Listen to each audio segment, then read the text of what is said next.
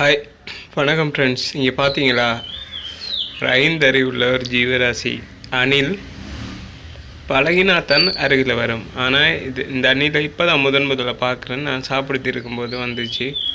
நான் பயந்துட்டேன். சாப்பாடு வைக்க சாப்பிடுது. எவ்வளோ வடிவாக பார்த்தீங்களா. இதான் மனிதர்களுக்கும் ஜீவராசிகளுக்கும் இடையிலான ஜீவகாருண்யம். ஓகே ஃப்ரெண்ட்ஸ், இந்த வீடியோ பிடிச்சிருந்தால் லைக் பண்ணுங்கள், கமெண்ட் பண்ணுங்கள், ஷேர் பண்ணுங்கள். உங்கள் கருத்துக்களை தெரிவிங்க. அப்படியே சப்ஸ்கிரைப் பண்ணுங்கள் ஃப்ரெண்ட்ஸ்.